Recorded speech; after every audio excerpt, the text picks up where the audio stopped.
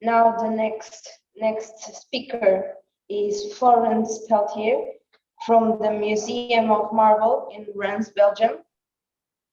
The theme is Plaster, an artistic production in the Museum of Marble in Rance, Belgium.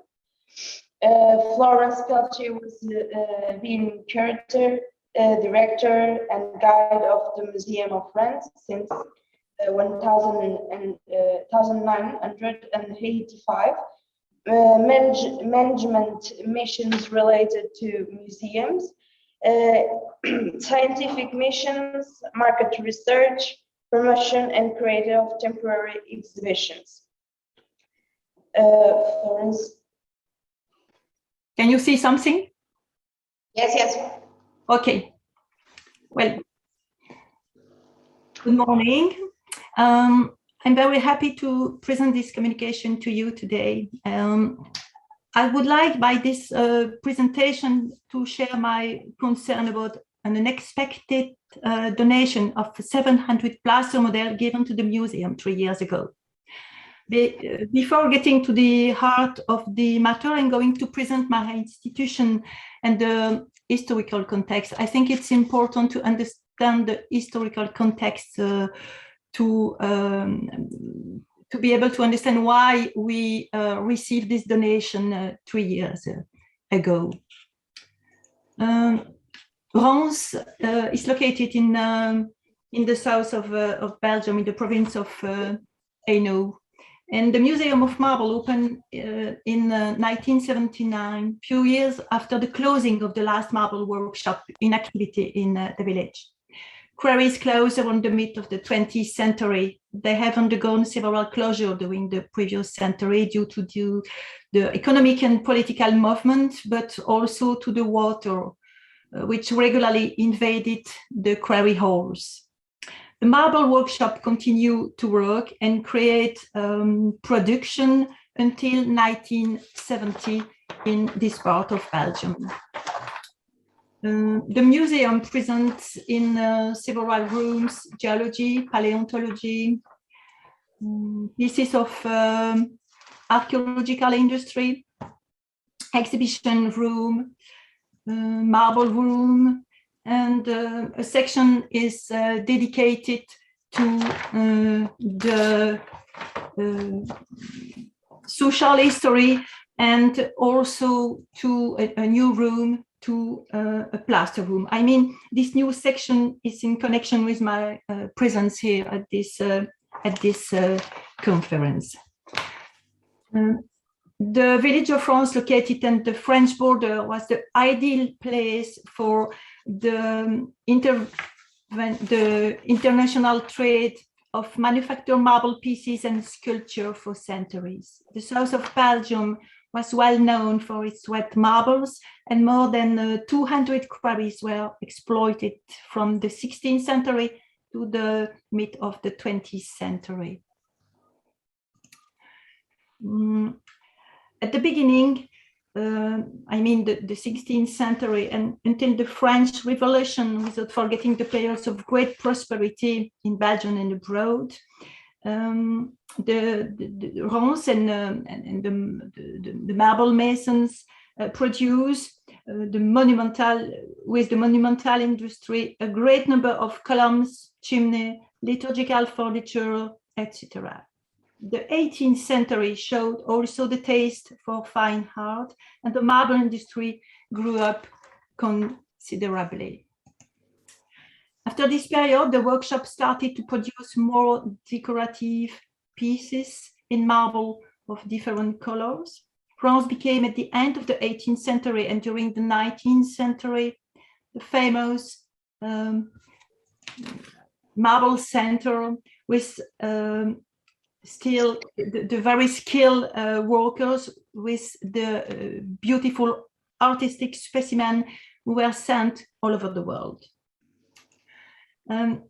Even if the marble center was recognized, the end of the marble activities was the consequences of the two world wars, the economical crisis at the beginning of the 20th century, and the mechanization. Between 1950 and 1970, the quarry closed, and the few workshops still in activity closed too. It was probably the end of this activity in this part of Belgium.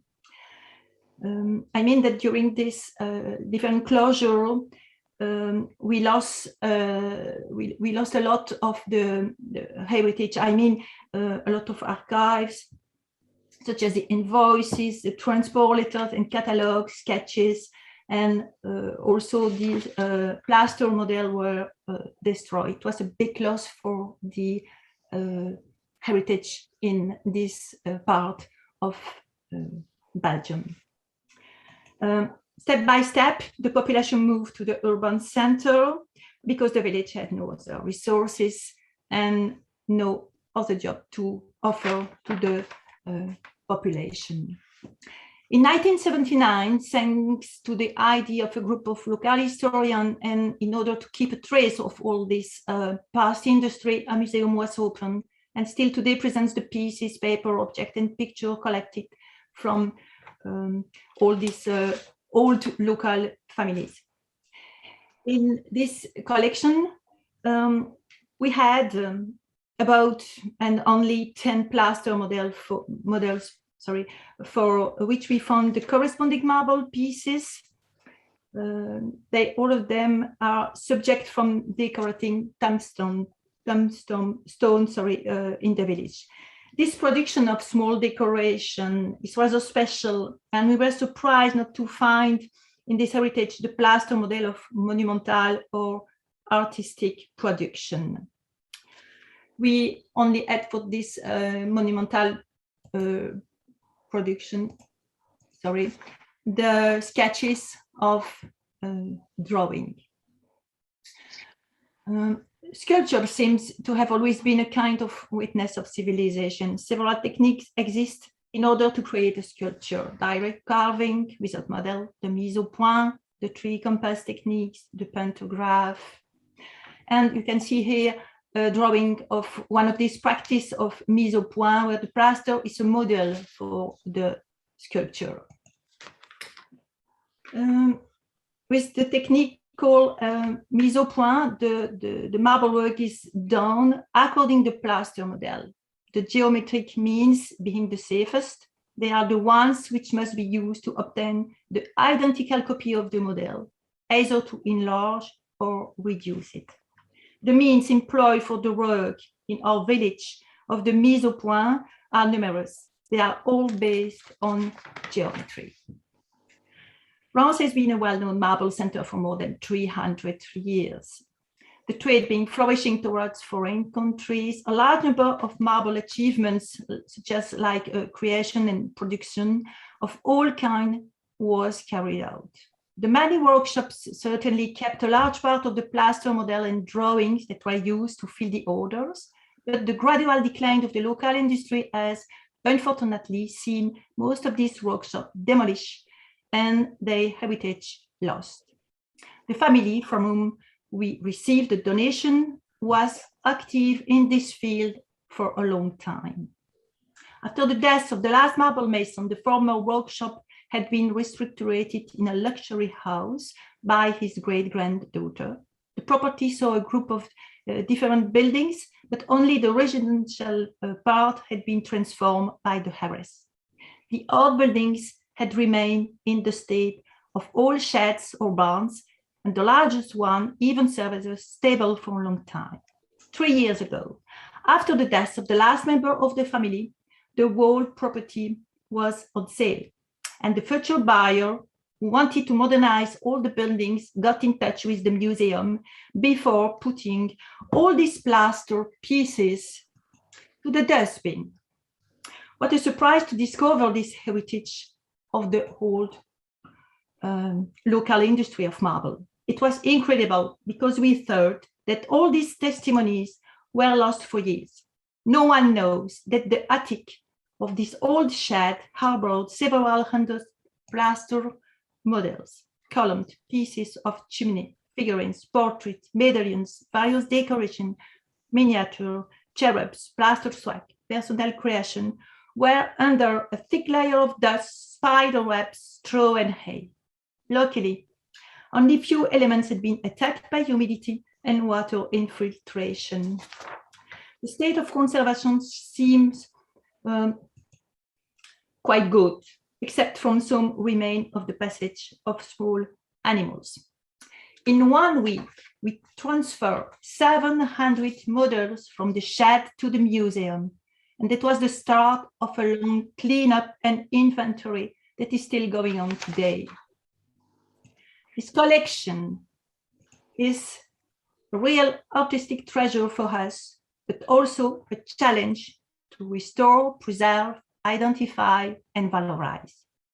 If our priority was the removal of plaster, a search of archives and documents had to be carried out at the same time. Alas, this one didn't give anything, the buildings having been completely empty before our passage. The challenge was therefore taken up. The starting point was to find out the sculpture linked to the plaster, starting with the locale and widening the perimeter around Belgium and abroad, because each plaster model, it's that we think, has somewhere a twin in marble, not only in Belgium, but also marble from other countries with a large range of color. You can see here a few pieces we started to clean, but it's a very long operation.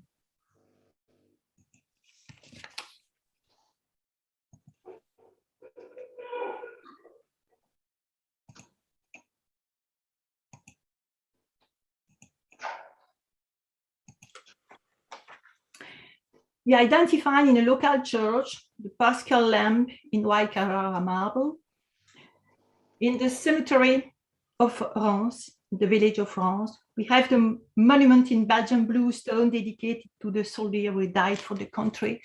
And we also have at the museum the marble model with, for this one, and it's only on 2 or 3 of this plaster, we have the signature there.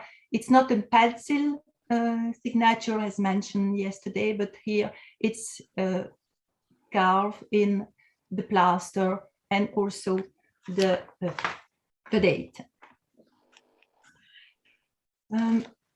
We know that as early as the 19th century, casting workshop was devoted to the reproduction of original work. These casts were exchanged between museums to complete archaeological collection presented to the public and to allow the study and comparison of objects. In Belgium, the plaster casting workshop of the Royal Museum of Art and History is located in Brussels.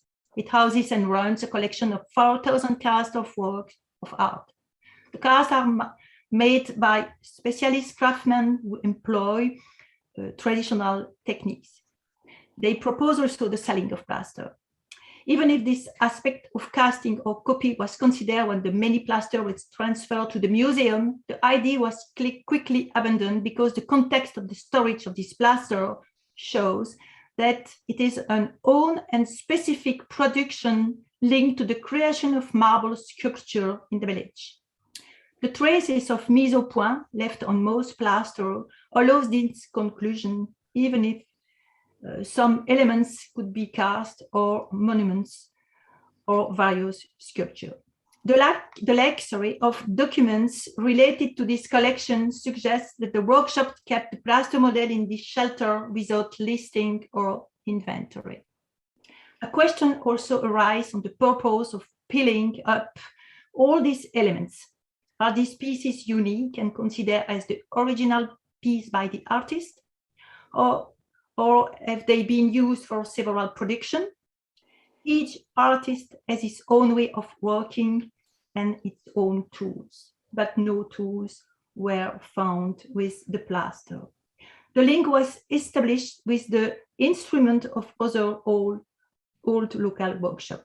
The importance of plaster as an intermediary in stone or marble sculpture no longer needs to be demonstrated.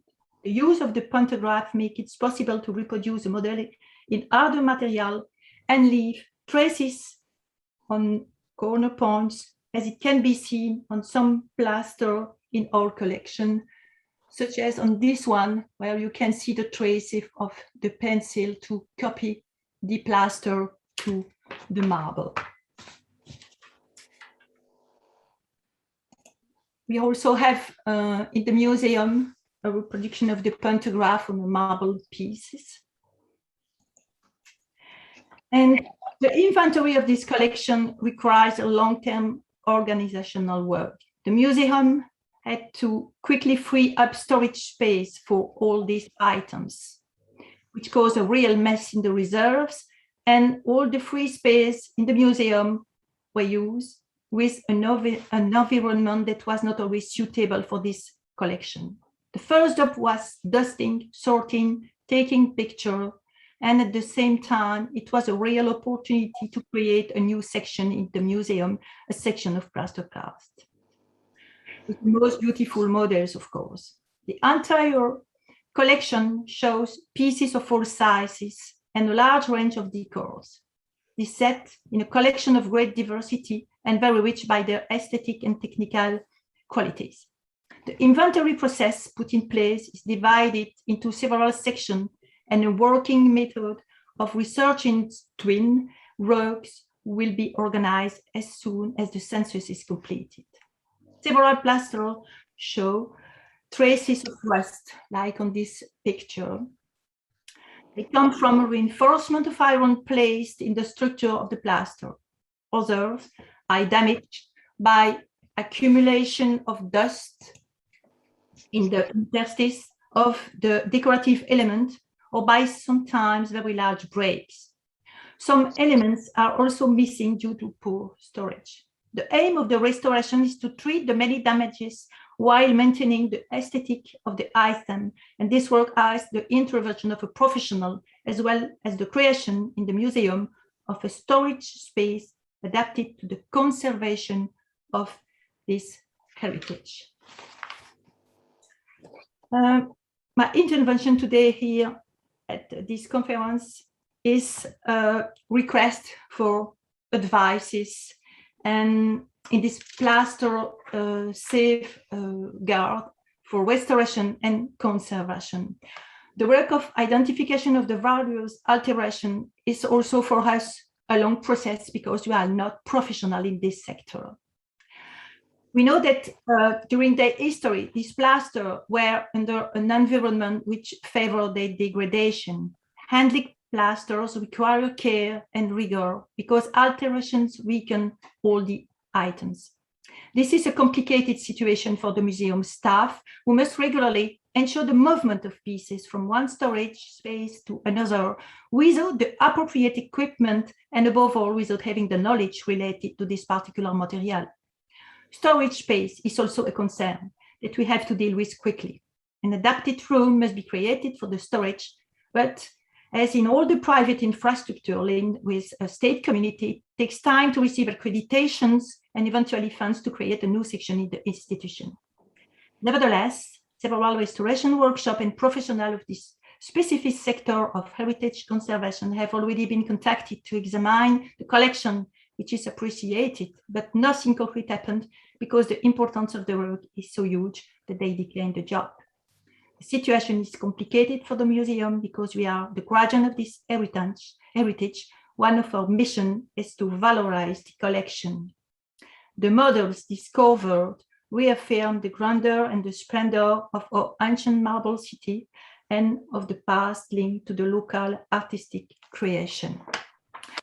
I just would like to go back to the intervention of yesterday afternoon when Marjan mentioned typically the way to deal with this kind of collection. And I would like to thank her because after this intervention, I recognize that the way we try to work with this collection is not the good one, because she mentioned that it's important to look at the collection as a whole. And we have to create a reflection before starting the cleaning. As Marjan mentioned, it's important to decide which pieces to preserve, because with 700 pieces, it's impossible to start to clean all these pieces at the same time. But we have also to create a room to preserve the collection. And I am ready to listen to all the advices from you. And I would like to thank you for your attention. Thank you very much, Florence.